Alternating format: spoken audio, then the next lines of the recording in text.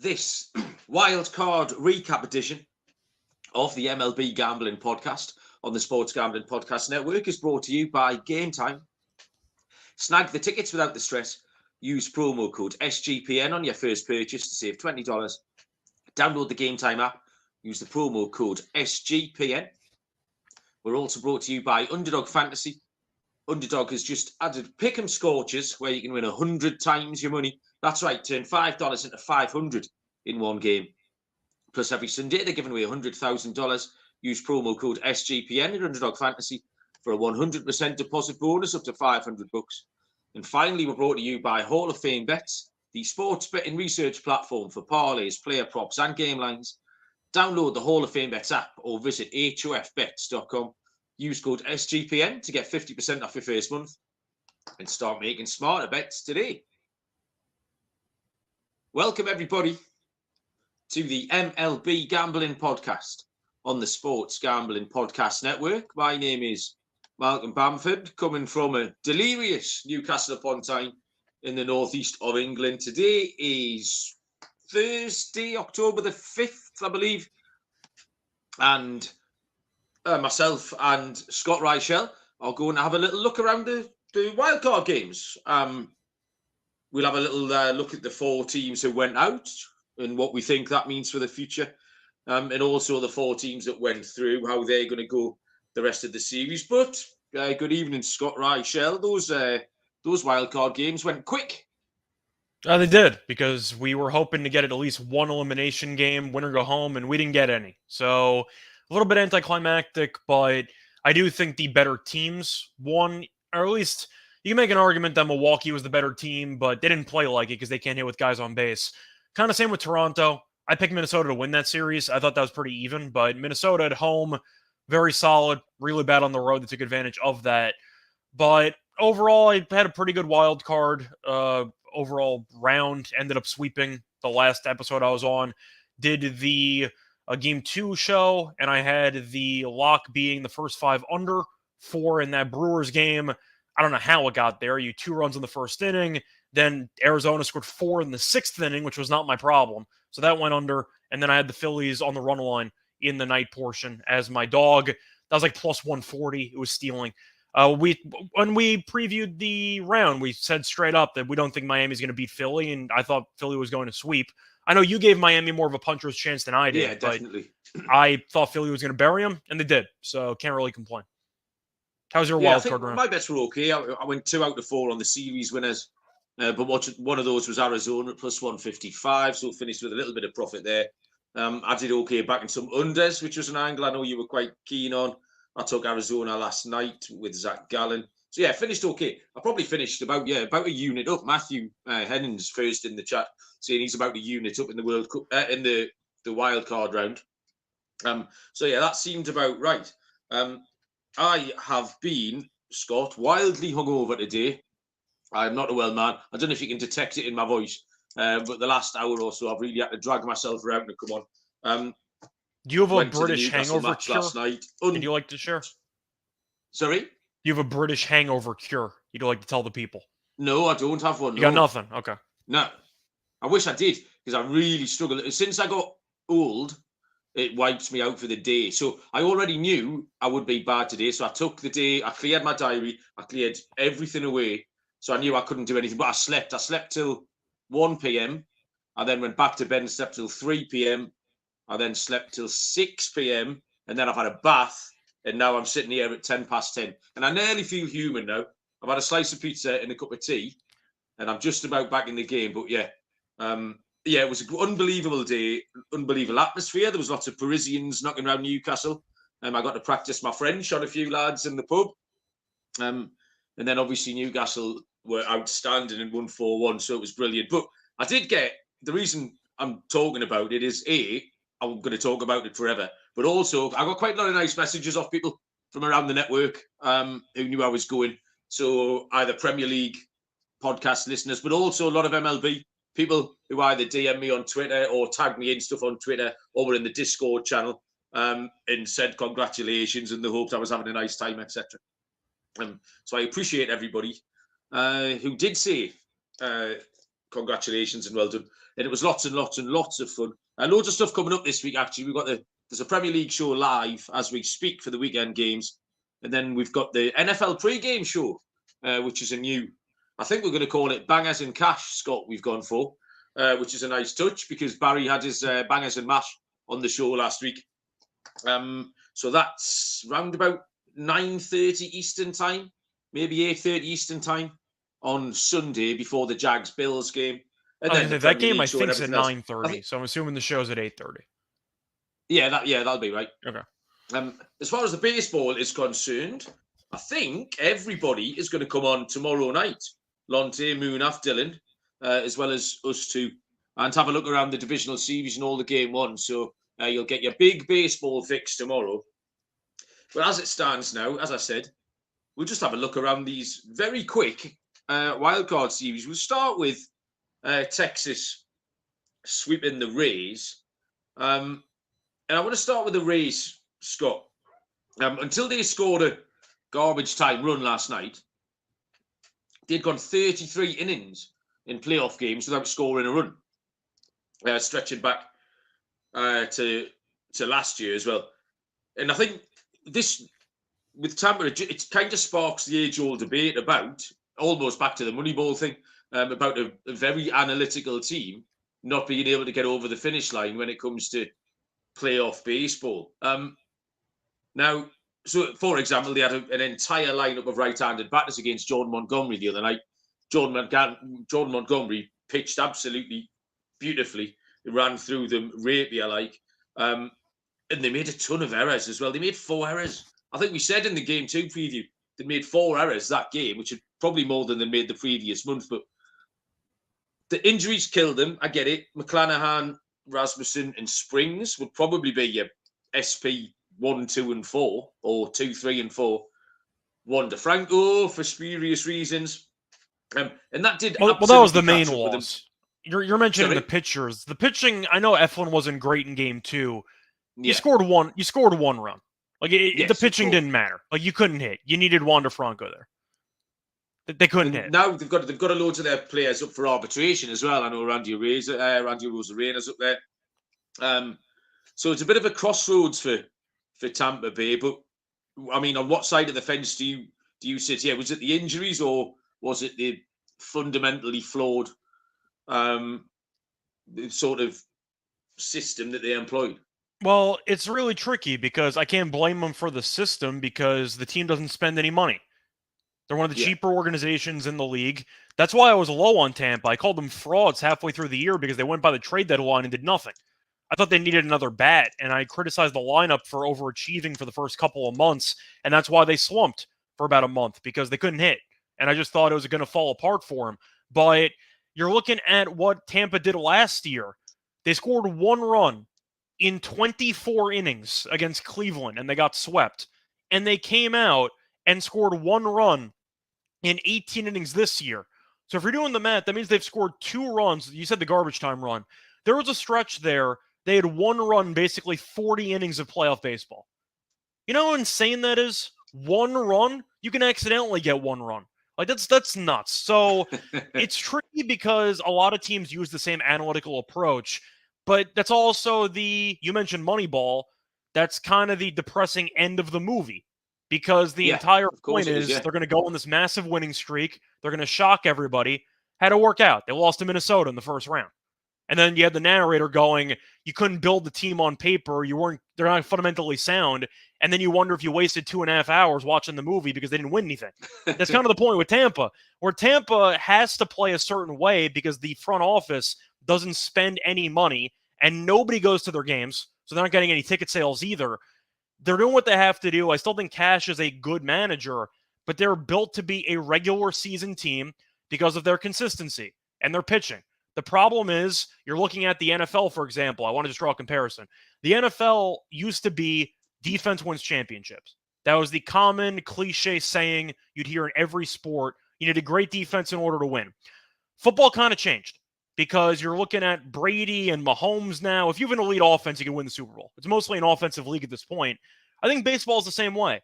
I mean, we're going to mention some of the other teams in a bit, but Toronto couldn't get hits with guys on base. Milwaukee couldn't get hits with guys on base. Miami couldn't get hits, period. That's a separate story. And then you have Tampa. They couldn't get hits either. So I'm looking at the main takeaway that I have for Tampa. The pitching is good and all, but if you're not going to pay any star free agents to come over, and the one guy you actually shelled out serious money for might never play again because of some social stuff that he had to go through. And once again, I don't know if the investigation was ever finalized, but Wander might never play again in the majors, and you were supposed to pay him about $200 million. But Tampa's a cheap organization that was complacent because they got off to a good start, and they should have went for another bat. Because them, along with Milwaukee, along with Miami, and along with really every other team that's lost recently in the playoffs early on, they can't hit. And a lot of those teams in low-scoring games couldn't hit. Yeah, well, you look at the teams at the top of the market, the high-octane offenses. It's the Atlanta Braves, historically great offense. The Dodgers, what's their strength? It's not pitching at the moment. Yeah, so you're absolutely right. So, I mean, the Rays got to 99 wins again. They've had a good season. You just get the feeling this time next year, we might be sitting saying the very same things. Texas, on the other hand, the first thing I'd say about Texas was that it was a great recovery from missing that divisional title last Sunday night, because that absolutely could have knocked them. And they came out and they played absolutely beautifully. Montgomery was a stud. And then Nathan Eovaldi came out, who we said was still kind of getting stretched out from that injury. I thought that was shocking. Eovaldi was that good yesterday. I was shocked Eovaldi was that good. He hadn't been good in a month. It wasn't even that, like... Innings. I was going to say, it wasn't even that he was solid. We're going to get to Toronto in a minute, and there's a little controversy over Berrios getting pulled. And we've sometimes, probably 3 or 4 times on the show this year, we've had a little bit of manager chat, because it's one of the things that I don't really understand. I often ask, how much influence is the manager is the manager having? And what people say about Bruce Bochy is that he is probably the best.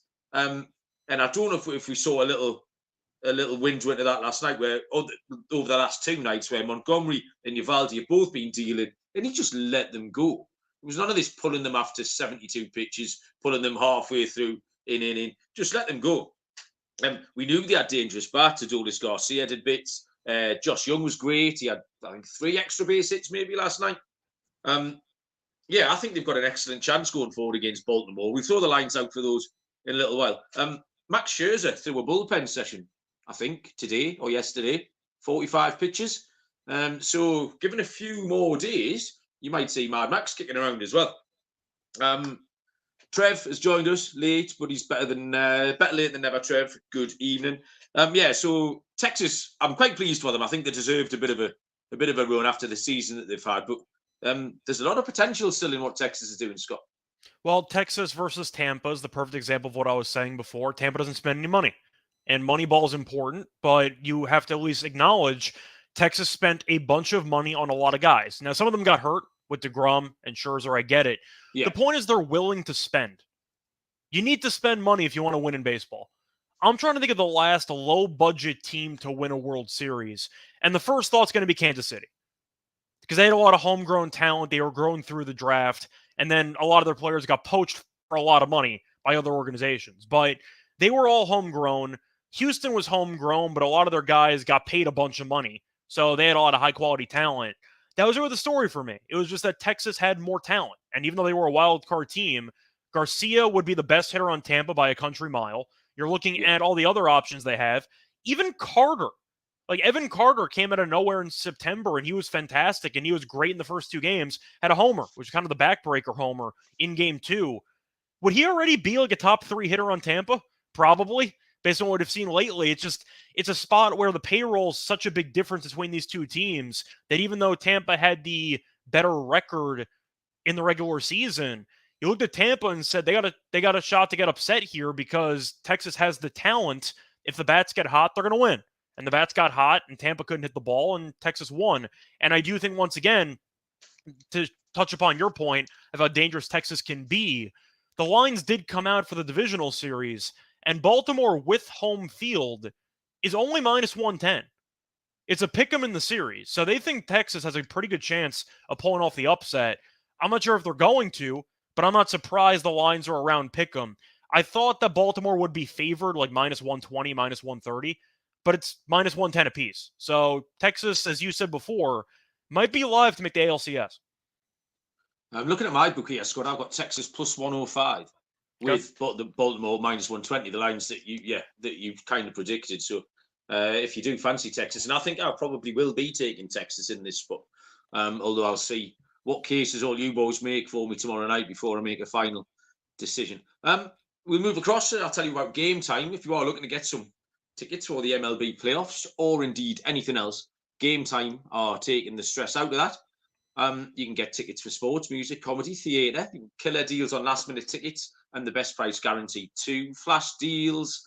You can get an image of your seat view. Absolutely outstanding service. I know Scott used them. Sean used them, sorry, to get tickets for the Rams, Eagles at SoFi. The game time guarantee means you'll get the best price if you find tickets in the same section in row for less. Game time will credit you 110% of the difference. So what you need to do to take advantage of this is download the Game Time app, create an account, use the code SGPN for $20 off. Download Game Time today. Last minute tickets, lowest price, guaranteed. And Hall of Fame bets, helping people win bigger by betting smarter this NFL season with Hall of Fame bets. It's a sports analytics platform for parlays, player props, and game lines. You can research NFL, NBA, MLB, and soccer bets with historical stats and data. Put any parlay into the Hall of Fame bets parlay optimizer tool, and you'll get hit rates broken down by leg, expected probabilities for the parlay. You can sort players by hit rate, loads of good stuff to help you make your picks. So stop betting in the dark. Join 30,000 users with Hall of Fame bets to craft more intelligent, data-driven parlays. Download the Hall of Fame bets app or visit hofbets.com. Use code SGPN to get 50% off your first month. Start research and start winning with Hall of Fame bets.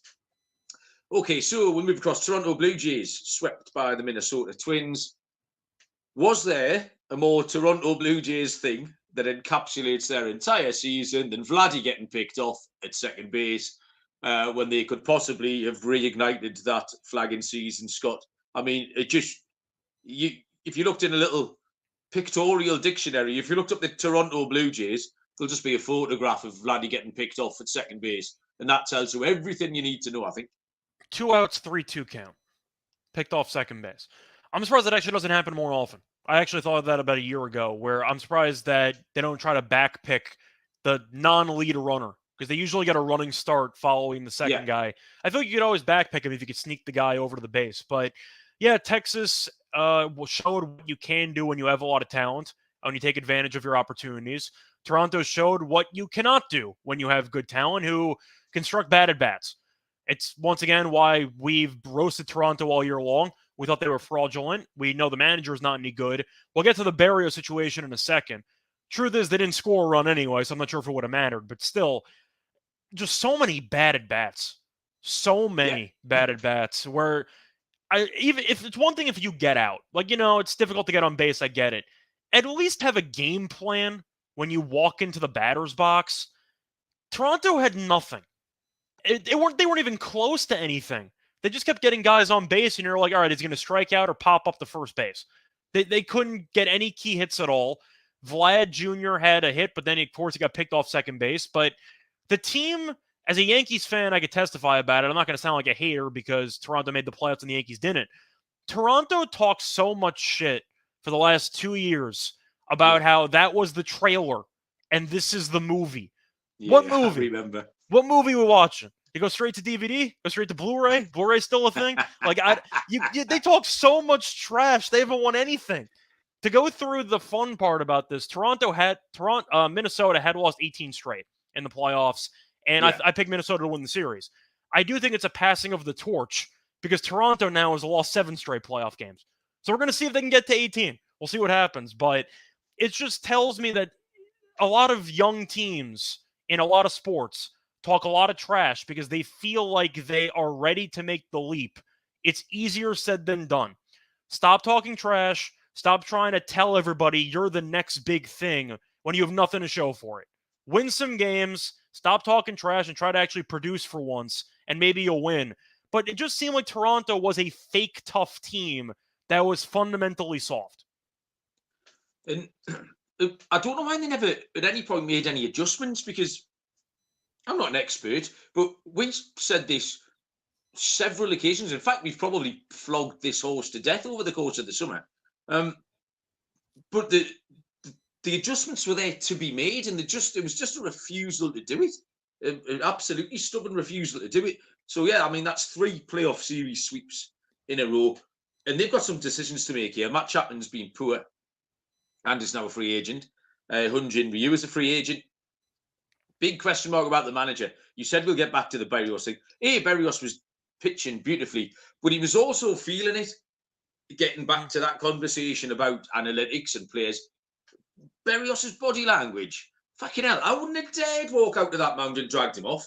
You see a man like that, and that's his job. Like, just fucking let him go, man. Honestly.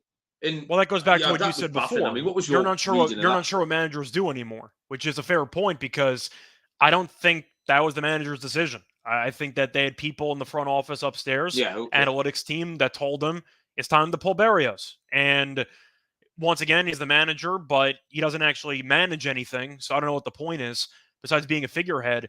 As a Yankees fan, I got to touch back upon that, because that's the same thing with Boone. People have hated Aaron Boone for years as Yankees fans. I'm one of them. But you also have to wonder, how many of the decisions does he actually make? And nobody knows, because every team now has an analytics department that's making decisions midway through the game that the managers don't even use hunches, or they don't use their overall baseball intelligence. It's all worthless. They all go by numbers based on the analytics team. So the analytics, I guess, thought Berrios' numbers, maybe second time through the order, not great. And you can look at Minnesota against lefties, maybe not the best, but Kikuchi had a pretty good year. I don't trust him in the playoffs, but I would have rather stuck with Berrios against his former team. You mentioned Bochy, who stuck with his pitchers, and that worked out well. I wonder how much of that is based on how bad Texas' bullpen's been, though, because they've had a really bad bullpen, and Tampa couldn't hit, so there's no reason to pull anybody. But it just seems like Toronto is one of those teams that got a little bit too cute for the moment, but it once again goes back to the overall tone and atmosphere in that clubhouse. They're just a very arrogant team with nothing to show for it. And that's really what stood out to me.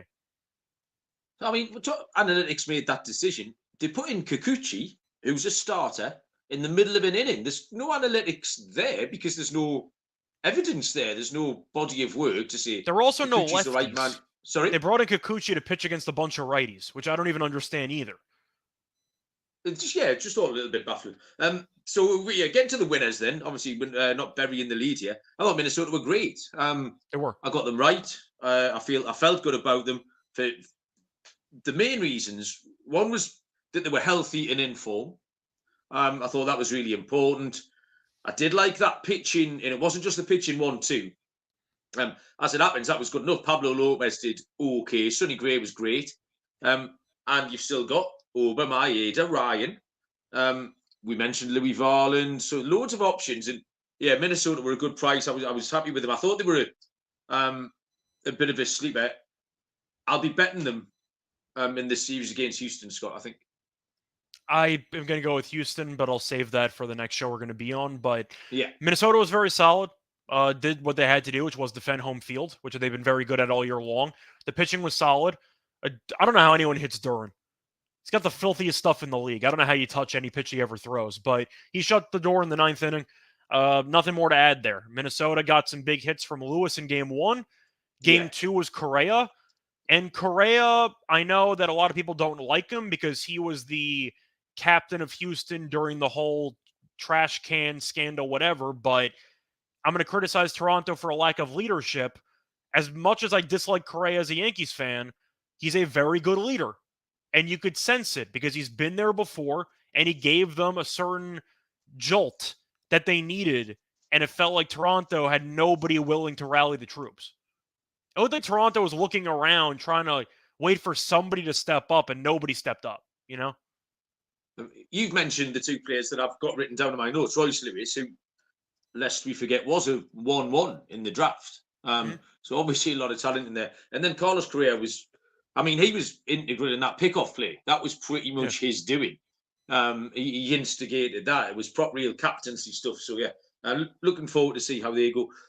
Arizona sweeping the Brewers. I mean, this is a weird one. This was these next two series were kind of the epitome of baseball because we learned nothing new about either team. It's a 3-game series. Arizona had a puncher's chance. We knew that they needed their 2 good players. That again, they've got more than 2 good players. They needed their 2 best players. That little 1-2 punch in Carroll and Ketel Marte to hit, and they did. So we learned nothing new about the Brewers. Like I say, it was just one of those things. Starting with the Brewers, the pitch, they didn't do an awful lot wrong. They got ahead, I think, in both games. We knew they were slightly light hitting. We thought they might be able to cobble more stuff together. But I know nothing different about the Brewers now than I did on Monday afternoon, Scott. It was one of those things. They played 2 games and lost them both. Yeah, the way that I look at it, I kind of viewed them as being the Rays of the National League. They spent a bit more money, but they did trade Hader about a year ago while they were competing for a division title. So they're not really willing to spend money either. But Milwaukee had a bunch of guys on base and they couldn't score. It was really just as simple as that. You're looking at game 2, they went 3 for 9 with runners in scoring position. Game 1, I believe they went, what were they, like 2 for 11? It was something really bad, but let me just pull that up for a second. So I said 3 for 9 in game 2. In game 1, they went 3 for 9 as, did they go 3 for 9 as well? In game, whatever. The point is they were really bad with running scoring position. They couldn't get the big hits. 19 stranded runners, Trev's telling us in the chat. Yeah, 19 stranded runners. If you want to just go by hits with runners in scoring position, you're looking at a combined 6 for 20, which is not good. And also I want to point out that one of those hits in game 1 was an infield hit that didn't bring in a run. So they only actually had like 2 hits that actually brought in a run. It was not good. And it felt like they had the bases loaded every inning and they couldn't score. If you have that big of a pitching advantage, I know Woodruff got injured, which didn't help, but you have Peralta, you have Burns, you're against Fod in game. You got to win game 1. Like, come on. You score 1 run in game 1 before an out's even recorded. And then you let them strike out the side, and you don't score for the rest of the game. Like, it's just, Milwaukee's a team that just smashes their head against the wall every year because they can't hit. And they keep thinking that they can get by. They can't. It's the same thing as Tampa. They're going to try to get by on great pitching, and they always lose early because they can't hit. And Arizona, even though this team's pitching has not been great this year, Gallen, we know, has been good. Kelly didn't even pitch. Kelly's been chilling. But the offense was good. You're looking at the lineup, and their lineup is more dangerous than Milwaukee's. You're looking at the likes of Marte and Carroll and Walker, who had the big double in game 1 to put the game on ice. They have a lot of guys who can generate damage. And Milwaukee doesn't have that because for a decent portion of the year, it was a Yelich and nobody else. And you're trying to think of who scares you in that lineup. They made a move at the deadline. They picked up post-prime Carlos Santana. I like the move compared to what they had beforehand, but who scares you in that lineup? And Yelich has kind of been banged up over the past month. What did they have? They didn't have anybody who scared you in the lineup. No, they didn't. It was bits and bobs. It was a quite versatile, and it was able to maybe manufacture some runs. Mark Canhard done a little bit, but that was it. I thought Arizona, again, we know nothing really more about Arizona than we did. They did everything they could. They needed a lot of things to fall in place for them. You go back to that first inning, Scott, and that was absolutely crucial. That was probably the most crucial 10 minutes of the whole series.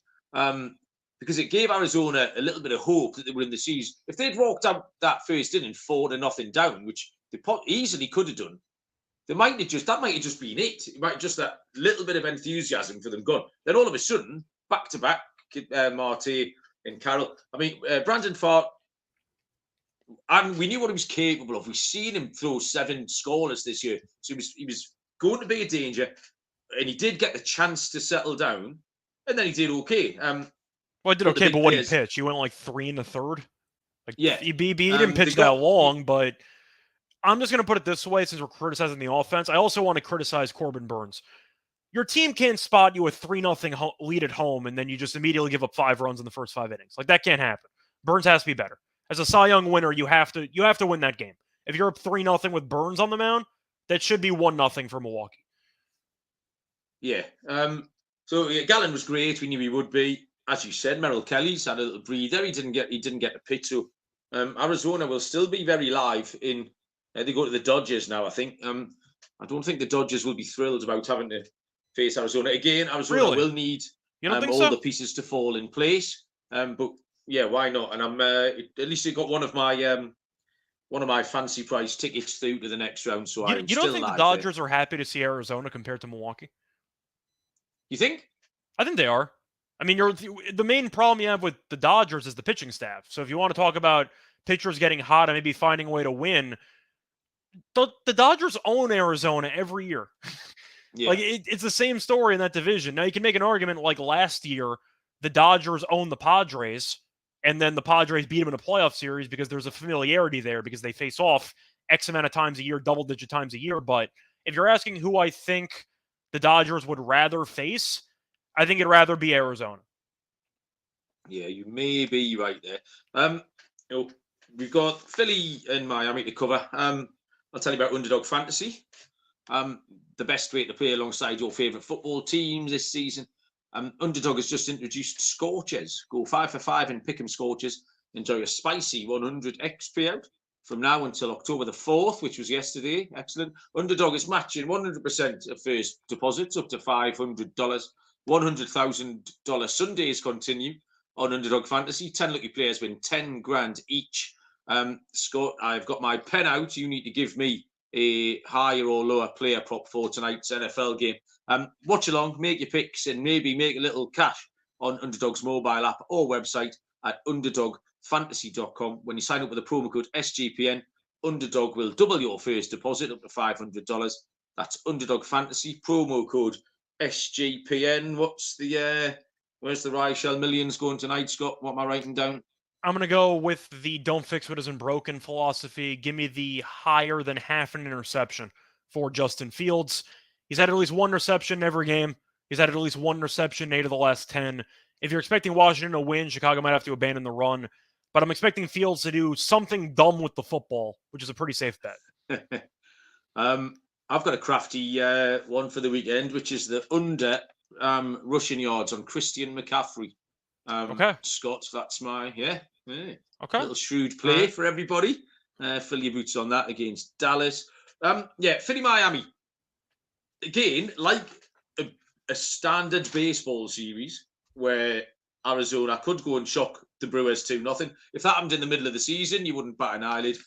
The same here. Philly beat Miami 2-0. And again, dead straightforward, really. I got a little bit cute taking Miami in both spots. I thought the left-handed pitchers could catch Philly out. They actually did all right. I took an under 4 in the first 5 in game 1, so I was fine. I did okay on it. But this was a case of the better team with the better pitchers, with home advantage and everything that entailed. And it was very, very regulation, Scott. Yeah, I said I thought Philly would kill them, and they did. So nothing shocked me about that series. Miami couldn't hit. They were happy to be there. A lot of people on Twitter were complaining about how it would have been more fun if Chicago or the Reds got in. That's not Miami's problem. Tell Chicago not to blow that many leads late in the season, and maybe they would have gotten in. But Miami did what they had to do to get in. I never consider them to be a threatening playoff team. They're a team with a good pitching staff that can't hit, and Philly might have the best home field in the entire league. Maybe Atlanta, you can make an argument for. I would say Houston is in consideration, but Houston had a losing record at home this year, which I thought was kind of weird. But I do think Philly's home field is definitely an edge, especially when nobody goes to Miami's games. So that matters, but I was not shocked. Philly, I thought, was going to kill them, and they did. I'm laughing at Trev in the comments. He's obviously a bit disgruntled. He's just a series of Yelich is knackered, Burns is washed. He's just not very happy. Miami were the most underwhelming team coming into it and pretty much played like it. I think they've done okay to be competitive. They did well in bits. They had the third best starting pitch in the ERA in baseball. I think the GM, Kim Ng, has done a great job and will continue to do so. So I think we'll see a similar kind of thing from Miami. They'll be hanging around those playoff spots all year.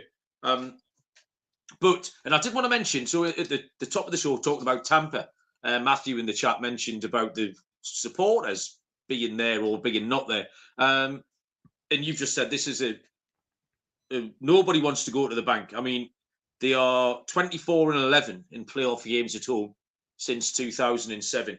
And not to go on about it, but I'll bring it back to Newcastle last night. I don't know what the science says, but I think about 20% of Newcastle's victory last night comes from the home support. And it happens up here a lot. It's one of our things. You talk about who's got the 13th man? Is it Seattle? Well, Seattle's got 12th. the 12th man. 12th, not the 13th. That would 13th. be ridiculous. Too many men on the field, Scott. But it's definitely a thing. And you could see PSG last night drop their arse at Newcastle. Now, if you go to Tampa and there's nobody there, the team runs out the dugout and you have a look around, it's got to be a bit of a kick up the backside. There's no one there. There's no atmosphere. There's no one to get you going. And Philly have that in spades. And that 100% will contribute towards what they do at home and will 100% contribute to that 24-11 record at home. But yeah, Wheeler and Noel are fine. I mean, again, we learn nothing about Philly at all. They have a tricky trip now to the Atlanta Braves, but they rolled the Braves over last year, I think, didn't they? They did. That was when Hoskins hit the home run against Strider and he spiked the bat. And that's how that went. Yes. So, yeah, I mean, Philly going forward, Scott, what's your thoughts? When we talked about the futures before the Wildcard Series officially started, I said I think Philly's alive to win the whole thing. When you're that good at home, you have a shot to beat anybody. And I'm not saying they're going to beat the Braves. There is some familiarity there. I'm expecting a lot of fun in those games, potentially a lot of runs. Philly's offense, I don't want to say can match Atlanta because statistically speaking, nobody's ever been able to match Atlanta. It's one of the best offenses of all time. Philly has the firepower to match them in 3 out of 5 games. And that's all you need. I think Philly can get it done. If I had to pick, I'd still lean to Atlanta. But you look at the rotation for Atlanta and the rotation for Philly, they have an edge there. Atlanta's rotation is not the best. It's fine. Strider, once again, has had some shaky playoff moments, but we know how good he can be. Fried's kind of the same way. He's battled some injuries recently, but Wheeler, Nola, you throw in the other guys, Philly's got some arms. I think Philly's pretty live to win this. So I'm still going to lean Atlanta, but I think it goes 5. I think it's going to be a long series. Okay. I think we've got to the end of everything we needed to discuss there, Scott. We didn't want to get too much into making picks, predictions, and looking at lines for the forthcoming series because we're going to do that en masse tomorrow night. So yeah, I enjoyed that, Scott. Is there anything else you want to tell us about before we get going, and I can go and spend another hour recovering from this hangover? Nothing really. I got an NFL show with Terrell in about 20 minutes, so stay tuned for that. But I do want to just quickly point out, I really don't like the current schedule. Why are there no baseball games until the 7th? Why do we have 2 full days off of nothing? As in Friday, Saturday. When do the games start? I think they resume Sunday. They resume on the 7th. Oh, sorry, that means they start on Saturday. I don't know why there's no games on Thursday or Friday. Game 3 should have been today. Yeah.